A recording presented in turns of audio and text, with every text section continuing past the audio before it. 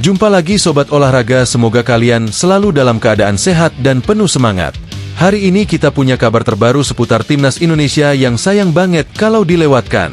Berikut berita lengkapnya. Comeback yang guncang publik. Stefano Lillipali dipanggil lagi ke Timnas setelah 2 tahun, padahal baru sembuh cedera.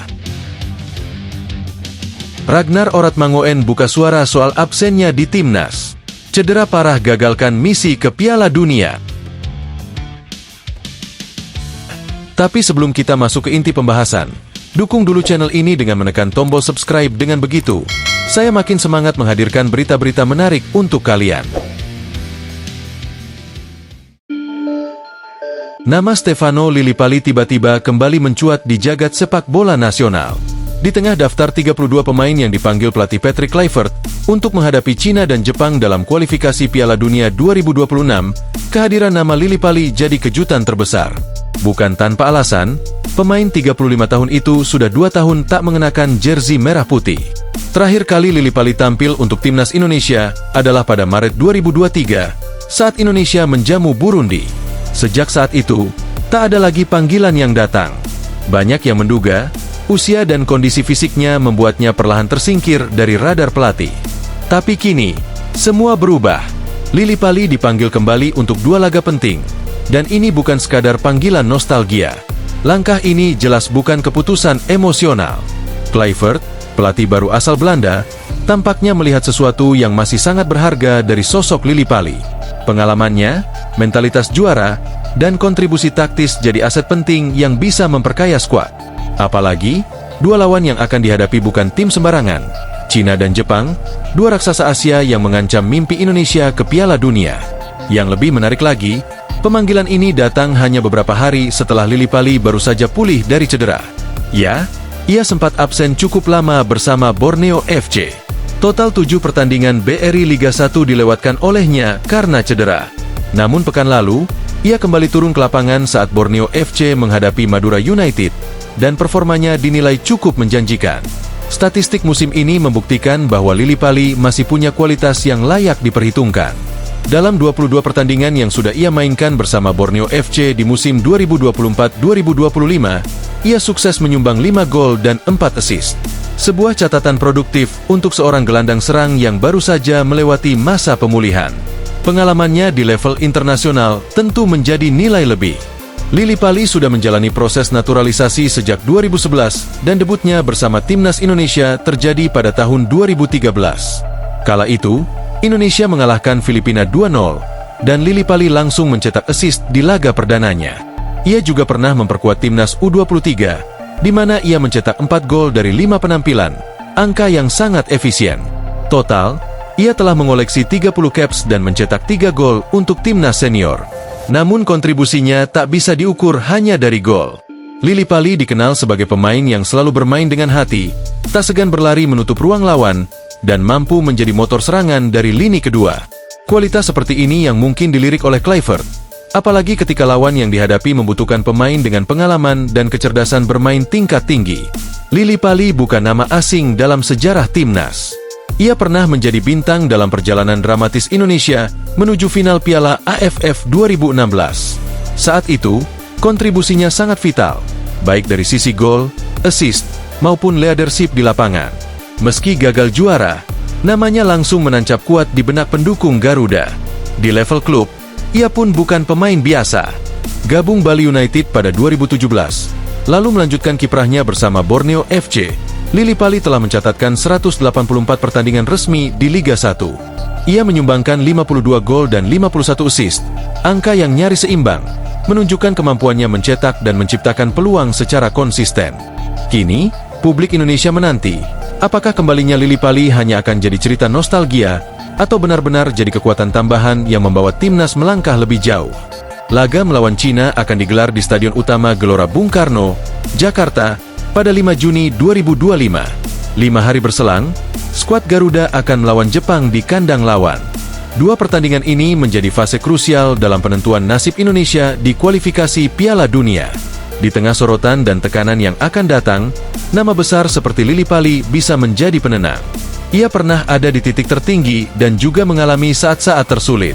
Mentalitasnya dibentuk dari pengalaman panjang di sepak bola profesional, baik di dalam maupun luar negeri. Dan ketika ia kembali dipanggil, ini bukan hanya soal kemampuan bermain bola, tetapi juga soal pengaruh, visi, dan keteladanan. Satu hal yang pasti, pemanggilan ini bukan keputusan biasa. Ini adalah cerita tentang kesempatan kedua, tentang bagaimana seorang pemain yang sempat dianggap selesai, tiba-tiba muncul kembali di panggung besar. Dan mungkin saja, ini akan menjadi kisah manis terakhir sang maestro bersama Timnas Indonesia. Sebuah penutup yang layak untuk karir panjang penuh perjuangan.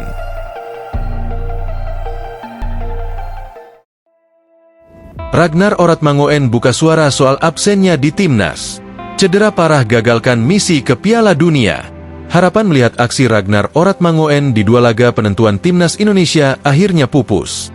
Pemain andalan Garuda itu dipastikan tidak ikut memperkuat skuad Patrick Kluivert dalam pertandingan melawan Cina dan Jepang di lanjutan Grup C kualifikasi Piala Dunia 2026 zona Asia.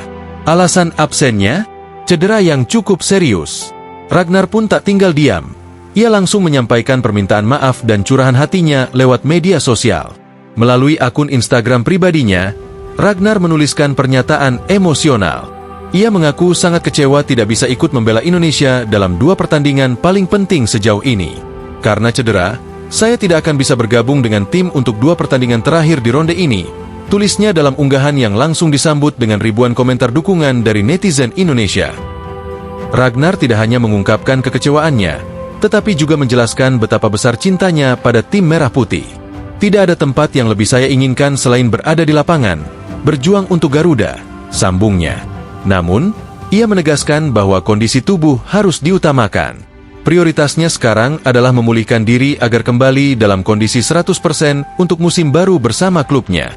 Saya akan melakukan segalanya musim panas ini agar bisa benar-benar fit saat awal musim.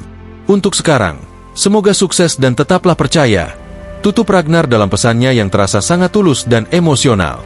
Cedera yang dialaminya memang bukan hal ringan. Bersama klubnya di Belgia, FCV Dender, Ragnar sudah absen dalam 9 pertandingan terakhir. Ini mengindikasikan bahwa kondisinya jauh dari kata siap tempur. Tim medis klub pun terus memantau progres pemulihannya agar ia tidak memaksakan diri kembali sebelum waktunya. Padahal, sebelum cedera, Ragnar adalah salah satu pilar utama di lini serang Timnas Indonesia. Dengan gaya bermain agresif dan kecepatan tinggi, ia sering menjadi motor serangan Garuda. Kehadirannya di sisi lapangan kerap membuka ruang dan menciptakan tekanan pada pertahanan lawan.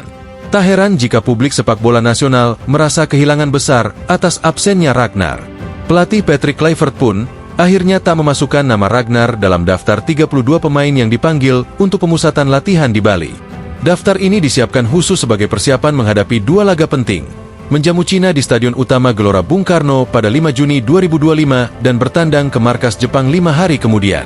Kedua pertandingan ini sangat menentukan nasib Indonesia dalam perburuan tiket menuju Piala Dunia 2026. Hingga kini, Indonesia masih berada di posisi keempat klasemen sementara Grup C dengan koleksi 9 poin. Namun, peluang lolos langsung masih terbuka. Syaratnya, Indonesia harus finish di dua posisi teratas grup.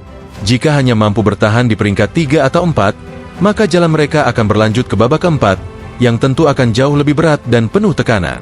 Ketiadaan Ragnar tentu akan mengubah dinamika permainan. Kluivert harus mencari opsi lain untuk mengisi kekosongan peran yang biasanya dimainkan Ragnar. Ini bisa menjadi peluang bagi pemain lain untuk menunjukkan kualitas. Tetapi tetap saja tak bisa dipungkiri bahwa aura Ragnar sulit tergantikan. Ragnar Oratmangoen bukan sekadar pemain naturalisasi biasa.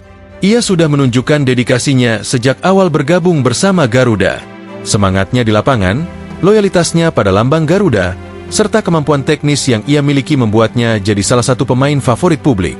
Karena itu, ketidakhadirannya di laga krusial ini bukan hanya kehilangan dari sisi teknis, tapi juga emosional. Kini Ragnar memilih fokus penuh pada pemulihan cederanya.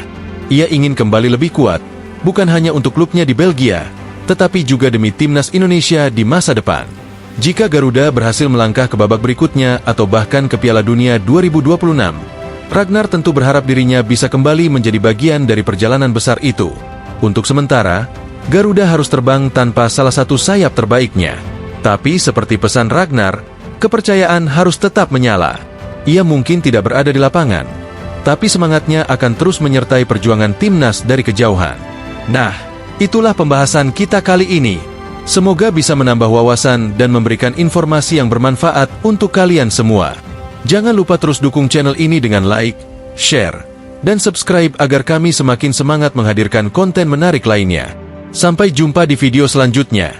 Tetap semangat dan dukung terus sepak bola Indonesia. Terima kasih.